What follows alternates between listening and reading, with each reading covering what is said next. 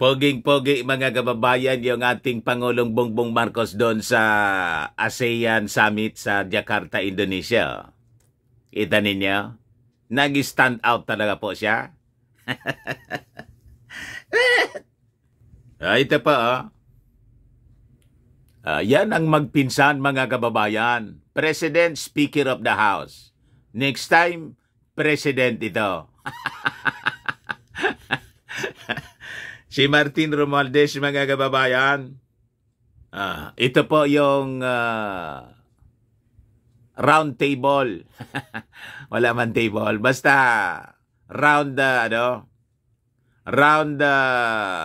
pwede nating tawagin siguro itong round table discussion. Round table meeting po. Circular yung, yung paka-arrange po. Di ba? So sabi rito mga kababayan sa balita, nagbahagi si Presidente Bongbong Marcos ng kanyang intervention na nakasentro sa papel ng ASEAN sa pagtugon sa mga napapanahong usapin sa rehiyon, katulad ng krisis sa Myanmar at tensyon sa West Philippine Sea. So hindi niya mga kababayan kinakalimutan yung napaka-importante na issue natin na dapat na bigyan ng pansin ng ating mga kalapit-bahay na mga bansa. Itong aggression, pagiging agresibo na pinapakita ng China. So sa kanyang payag mga kababayan, sabi ng ating Pangulong Bongbong Marcos that the dreams of the South China Sea being peaceful remains distant amid territorial tensions. Linawin natin mga kababayan, ang tensyon na nangyayari ngayon sa South China Sea o yung ating West Philippine Sea, ang nagsimula po yung mga Chinese, yung mga barkada ni Mao Diggs.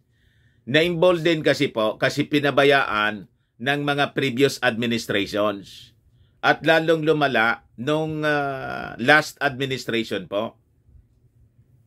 So ngayon, mga kababayan, nakikita ninyo, paseryoso ng paseryoso yung sitwasyon, kaya umaksyon na yung ating Pangulong Bongbong Marcos. In-engage niya yung ating mga regional partners. That includes, mga kababayan, itong ASEAN countries. Hindi lang yung Amerika, Japan, Australia,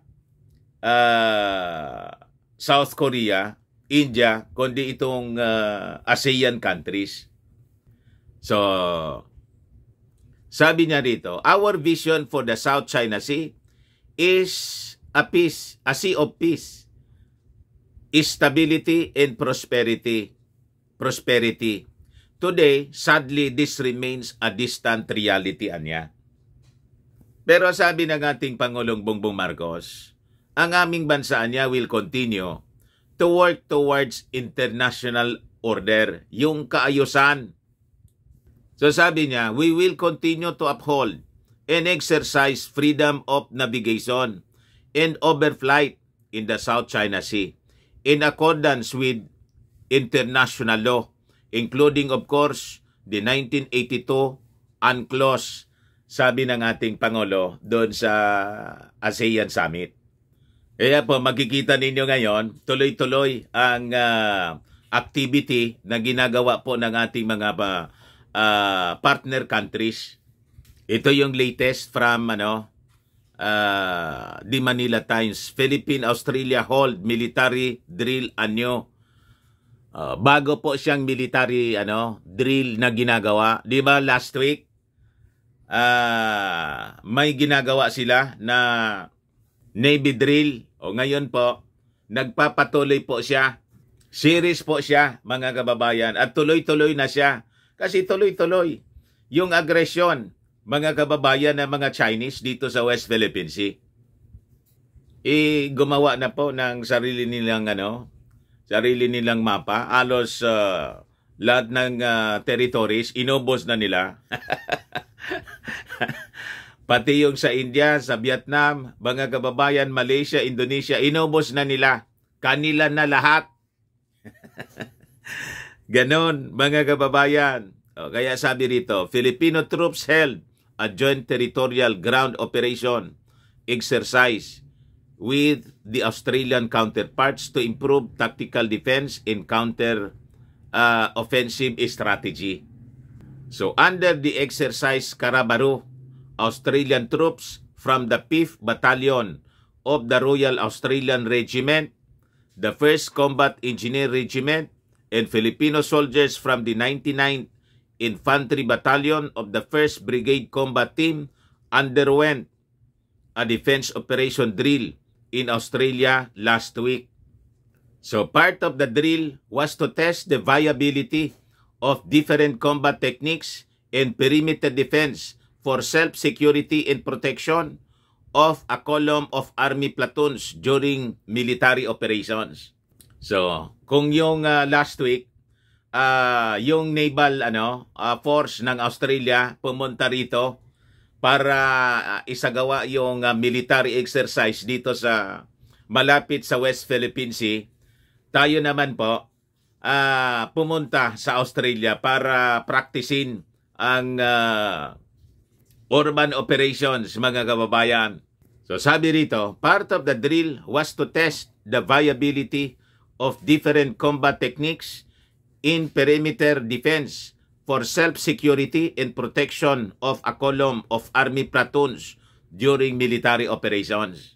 So sabi rito, Philippine Army Public Affairs Office Chief Colonel Xerxes Trinidad described perimeter defense as a tactic to build combat power, especially during patrolling missions against enemy attacks. Exercise Karabaru 2023 is a 3-week bilateral exercise conducting dismounted infantry operations in urban terrain. So pinapractice na nila kung paano umatake sa mga lungsod. Di ba? Para wag isipin ng mga Chinese na hindi tayo handa sa kanilang mga masasamang balakin, mga kababayan. This is for defense strategy, mga kababayan. Yung last month, kasi September ngayon August yun, the Philippines and Australia held Indo-Pacific Exercise 2023. Ito yung ginawa dito sa atin. Dubbed Alon, through an amphibious landing in assault drill in Zambales, fronting the West Philippine Sea. So ngayon naman doon sa Australia, tayo naman yung pumunta sa Australia para practicein kung paano i-defend yung mga urban centers, mga kababayan.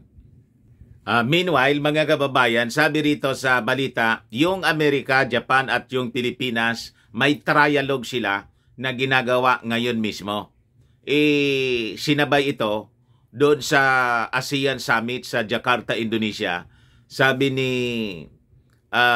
Philippine Ambassador to America, Jose Manuel Romualdez.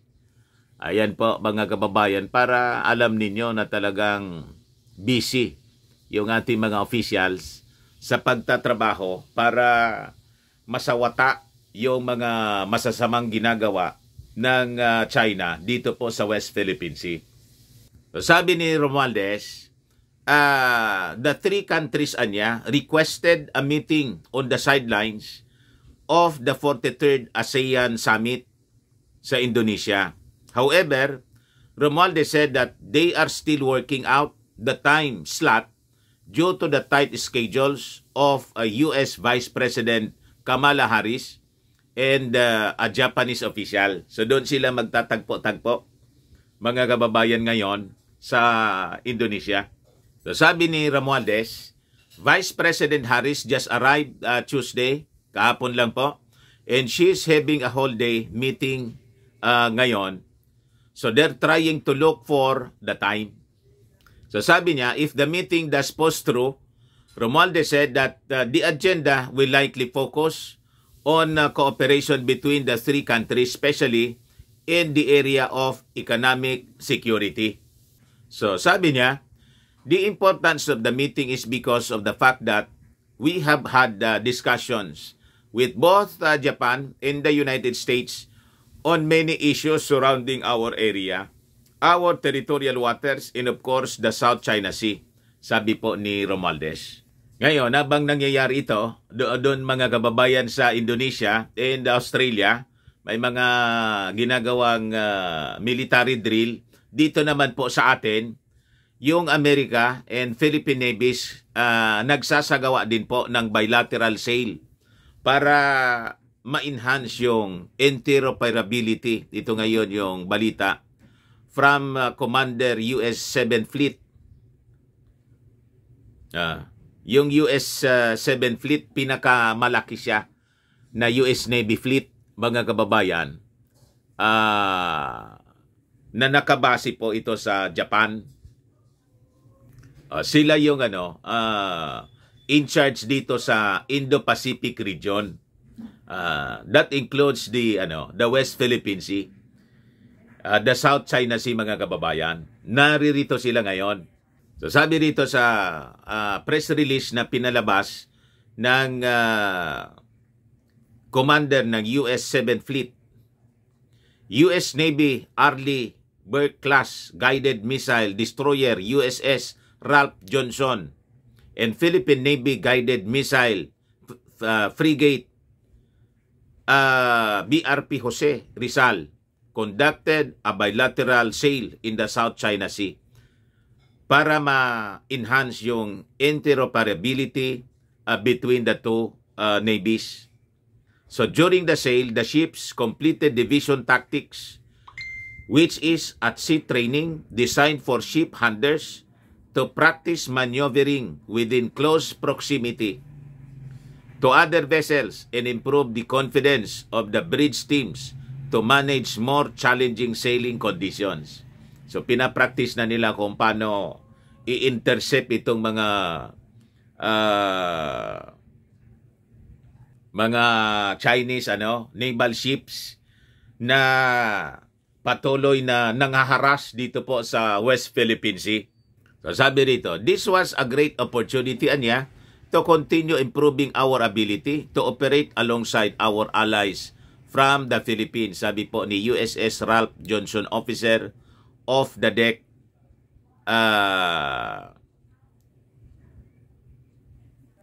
Vince Ismitona from San Clemente, California.